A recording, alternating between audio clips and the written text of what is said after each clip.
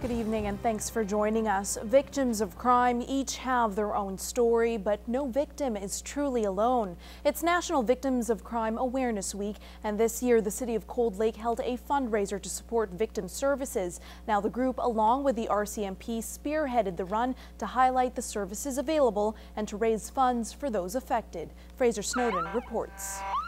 Even with the temperatures way below zero, participants came out to show their support for victim awareness. People ran and walked from the RCMP station to the front entrance of 4 Wing. It was good. The weather wasn't perfect today, but it wasn't bad. It was a good run. Considering the weather and considering this is the first time ever that we've done the run walk, I think it's turned out really good. There was just under 100 people participating, and everybody seemed to have a good time. Constable David Hart helped organize the event, and he says it is important people are aware of what the organization does for the city. We deal with all kinds of different victims on a regular basis, and unfortunately a lot of the times our role is not to continue to deal with that individual from a victim standpoint. So that's where victim services comes into effect and takes over and provides that support network.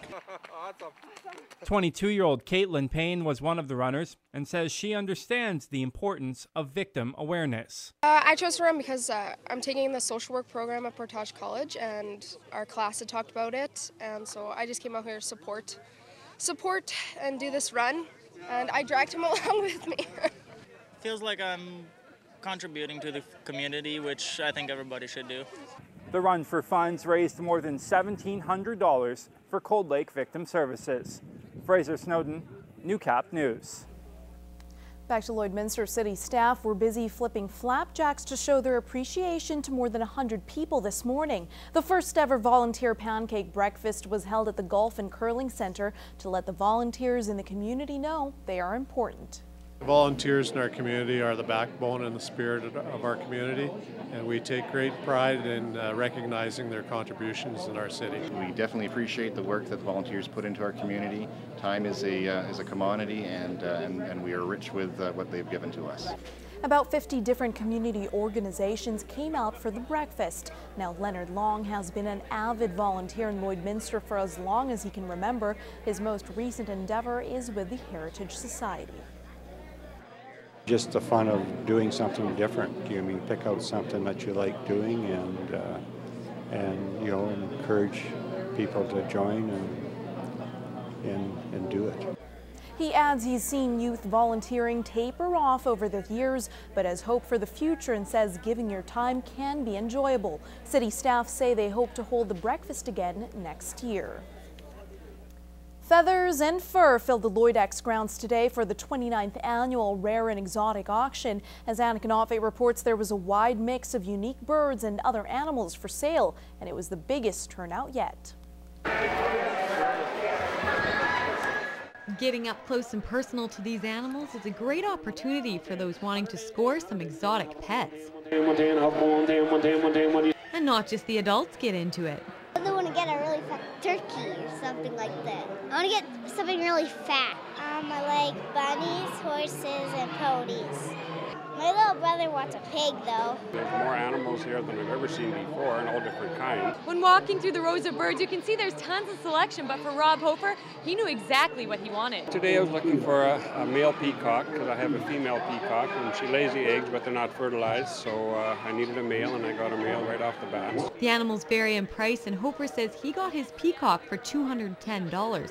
Which he considers a good deal. Last year they were going for 300 and some, but some just sold here for 150, 100 in that area. It depends, supply and demand, and if there's lots of them, they'll go cheaper. I just like the turquoise and the blue that are in the chest of it. Organizers say it's not difficult distinguishing what animals fall in the rare and exotic category.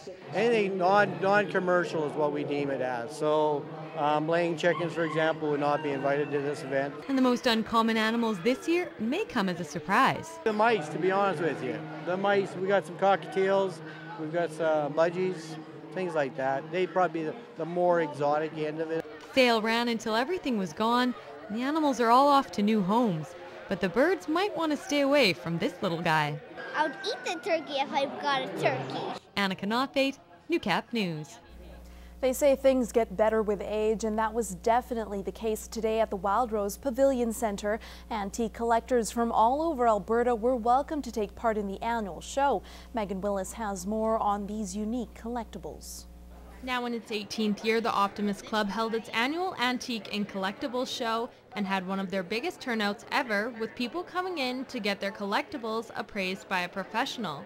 We see people come in with an item that they're really unsure about what it's worth, and they're quite surprised sometimes to see what it does have for a value. And Bouvier Harris says that this year there is a range of age groups coming in to see what's for sale.